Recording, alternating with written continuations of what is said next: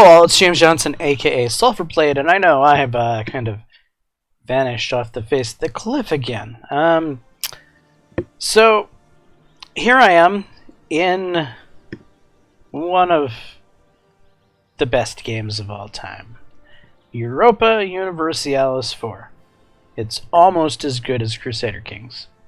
Almost. Anyway, I'm not actually going to play. I'm just going to talk about the Emperor update. That's why I'm playing right now, is because a new DLC came out for EU4. And I was excited to jump in and get my claws into the new content, get a feel for what the new DLC brings to the table, and how I feel about EU4 and the current rendition. And let me tell you, I was skeptical about this patch going into it. And there's still some things I'm not exactly 100% sold on. Like, one of the major changes that they did, which I don't believe is something that the DLC provides, I think it's part of the free thing, is the changes to estates. And if I'm going to be frankly honest, estates are still the same pain in the ass that they were before. There's nothing interesting about estates. As far as I'm concerned, I deal with estates the same way now as I did before the changes to the estates, and that's to limit their power as much as I possibly can. There's nothing interesting about the estates at all in my book, and whatever Groogy did, all that effort and time that he took into trying to balancing estates, I think it was all for naught, because I feel like the estates is just a feature that doesn't do crap for the game except annoy you. It's something to cause you some unrest from time to time. It's something to cause you to have to make a decision from time to time. I don't find estates to be a interesting portion of the game dynamic. But yeah, that's me. However,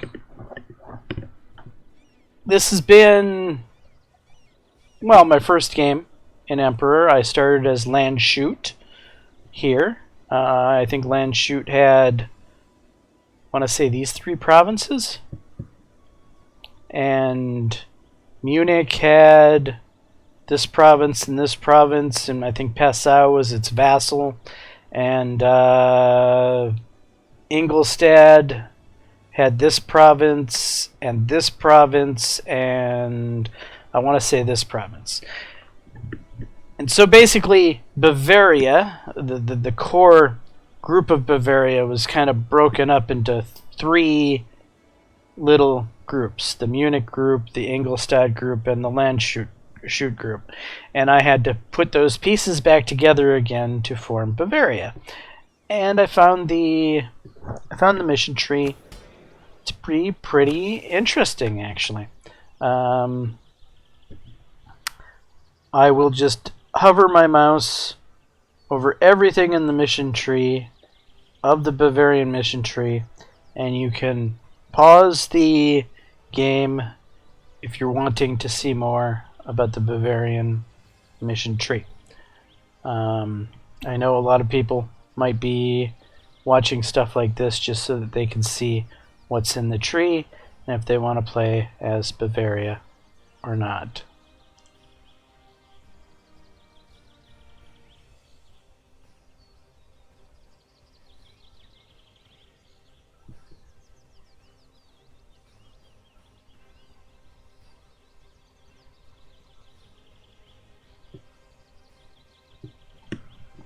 Almost done.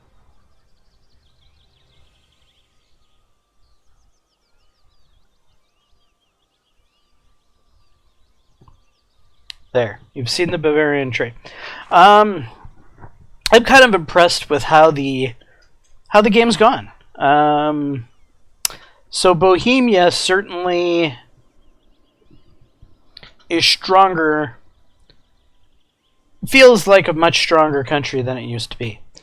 However, I was allied with it the entire game, so it certainly probably benefited from my assistance. But honestly, I felt like my alliance with it was more of a benefit to me than I was to it. I am the Emperor of the Holy Roman Empire, as the which, yeah, just to prove that claim. Let's go ahead and open this up. Right there, that's me. I'm the Emperor. And right now, Bohemia's voting for themselves, but they usually vote for me. They think I'm the best most of the time. Every now and then they will decide that they're the best, but they usually end up changing back to I'm the best. They just kind of bounce back and forth between themselves and me. And then we still have a few of the Austrian people trying to support the evil Austrians. Well, that's the Palatinate. The Palatinate, to me, is kind of like my bitter rivals in the game. These guys are kind of like your natural enemy from the moment you start as Bavaria, is the Palatinate. The Palatinate is an offshoot of your family in the game. You get the options to try to personal union them and bring them into the fold as well. So they are just kind of like your evil cousins, and they're always going to be a thorn in your side. Anyway, so what I'm liking about what I'm seeing is France started off as a vassal soup, but it still formed into France, a very strong France, as you can see. Aragon is still here. We're in 1651, and Aragon is still managing to hang around. There's even some Granada that's still hanging around, as well as Portugal. Great Britain is a recent thing. It wasn't that long ago that Scotland was still here. And for quite a while, Ireland almost became Ireland. And these are all things that you don't tend to see in the game. You tend to see the game get very blobby. Denmark certainly has blobbed in this game. They've been kind of maybe the great blobber of the game. But when you even look over here expecting to see a big Ming, no, we see a broken Ming. The world is very interesting. We got a Portuguese Australia. We've got a pretty solid Japan. Portuguese, Louisiana and Mexico. British Peru. Portuguese Brazil. Scottish Brazil. So the Scots managed to actually get a colony off before they got eaten by their British counterparts. Castilian, Plata, Colombia, 13 colonies. French Cascadia. Basically, Breton Canada and Vinland. Vinland is usually Norway.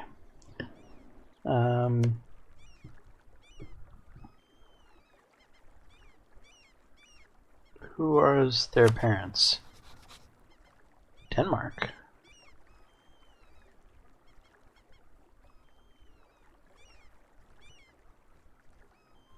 Huh. Oh, right. Yeah, I know what happened. So Norway probably created Vinland, and then at some point Denmark probably personally unioned Norway and Norway became Denmark, thus transferring the colony over to them. That would be my assumption there. Anyway, I'm impressed with this map. It's not as blobby as you would usually see a map at this stage in the game. Certainly the typical colonial powers have done their typical colonial thing, but you don't see any one particular colonial power dominating.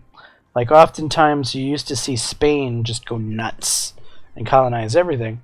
Here you see maybe Portugal. England did pretty good for himself with Peru and France even managed to get over here into Cascadia and California. So it's not like any one colonial power did better.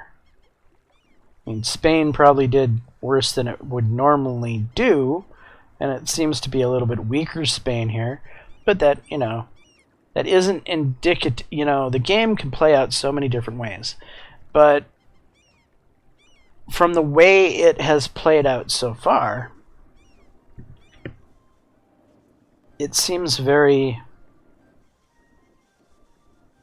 non-blob-like.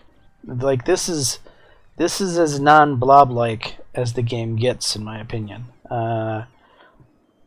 It seems to be a lot of decent parity in this game, where no one nation is really running away with things. And I don't know as if I've ever seen that in EU4. Typically, by this time period, one nation is certainly running away with things. And so I think that's a testament. I can't say that this is just not a freak game. This could be a freak game. I'll have to play it a bit more with the Emperor patch, but right now, with this one game under my belt, I'm feeling like they've done a pretty good job with getting the overall balance of the game down. And I've had a real fun time playing, to be honest. I suppose I'll show you a little bit more about my Bavaria. I don't have my full army, my force limit made. I'm only at 52 out of 71, which isn't, I guess, a very big emperor, Holy Roman Empire. I've kind of been feeding my electors. Mainz has grown under me. Saxony's grown. Brandenburg has grown.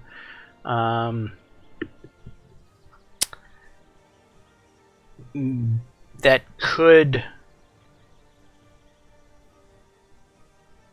hurt me, because at some point I might want to eat them, but I don't know. I don't feel that like I want to chew my way north so much as I want to chew my way this way towards France, get me some delicious Burgundy and Swiss food. A nice Swiss sandwich is sounding very good.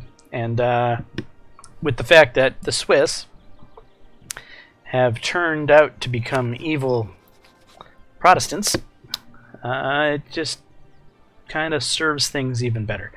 So I think my expansion is going to be this way more than going north.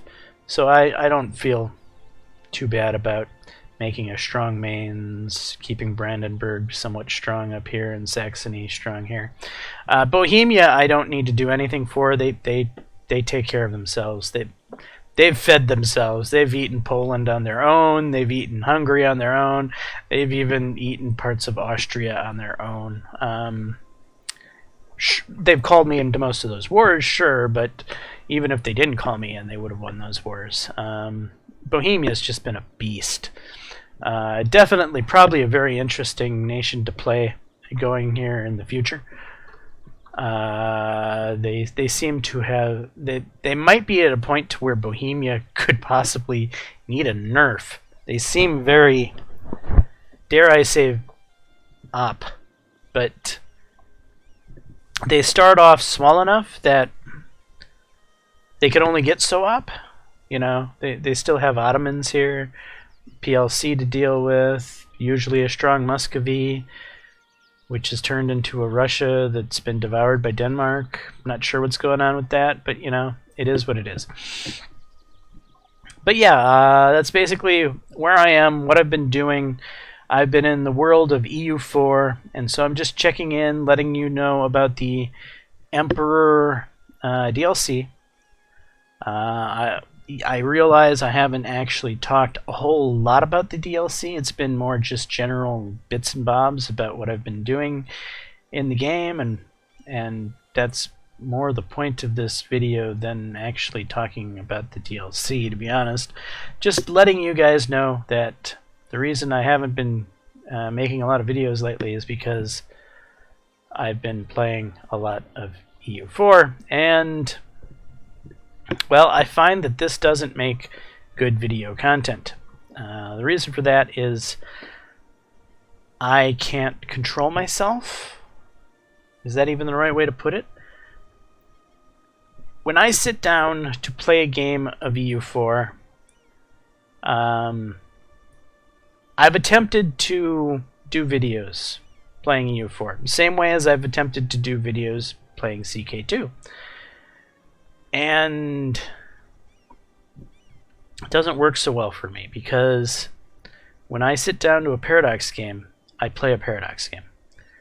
And I play the Paradox game. And I play the Paradox game. And 8 hours later, I'm playing the Paradox game. And 12 hours later, I'm playing the Paradox game. And, well, when you're sitting down to, I don't know, playing a game for such incredible lengths of time, and you're not stopping, well, they don't tend to make very good videos. First off, you can't upload 12 hours of video onto YouTube. The max is 8 hours, I believe. And yeah, who's going to watch it? Not many people. Which, now many of you are probably saying, well, you could video edit it. And as I say to all those people who always tell me to edit my videos, is editing takes too much time. It's not worth it. If I had to edit my videos, if I was going to make a thing to edit all my videos, then I wouldn't do YouTube. It would not be fun. YouTube is a hobby for me. And, well, playing EU4 is a hobby for me. Playing EU4 and doing a video, those two hobbies don't seem to mesh together. So when I play EU4, I don't make a lot of videos. And that's just kind of where we are. Anyway, I'm James Johnson, aka Sulphurblade. This is my look at what I've been doing here in the world of EU4. It is a very interesting playthrough so far. I love how the world is transforming. Yeah. Even Australia being taken over by the Portuguese. No Ming, which is just wonderful to see. Mongolia.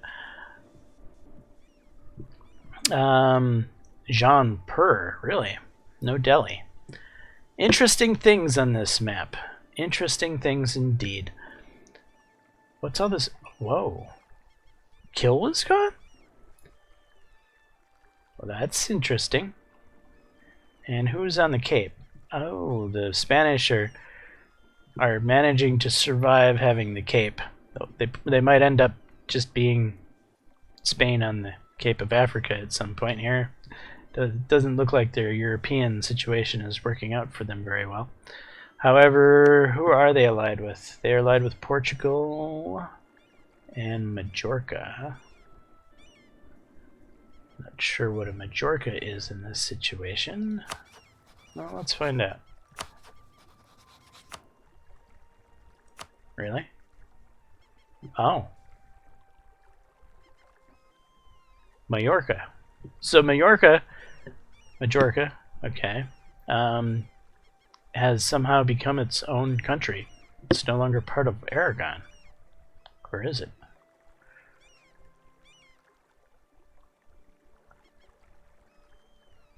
Yeah, it seems that it has broken off from Aragon. That's interesting. And then we have two Sicilies here. I've never seen two Sicilies before. This must be a new formidable. But yeah, very interesting map. Even Cyprus is still here. The knights are still alive.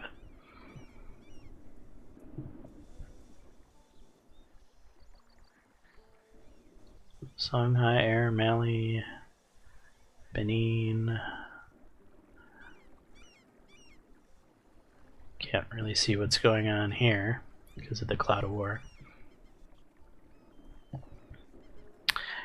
It's actually amazing I can see this much of the world right now. Gotta remember, I'm Bavaria. I'm a landlocked country that has no idea what a boat is. You know, I've never even seen a boat in my lifetime, and so to actually have this much of the world known is pretty impressive, even if it is this late in the game. I am not exactly a seagoing country by any stretch of the imagination. Anyway, I'm James Johnson. This has been my look at what I've been doing for the past couple of days. Hopefully you have enjoyed this little sneak peek at me not playing EU4. And if so, please leave a like and subscribe. And until the next time, all, peace.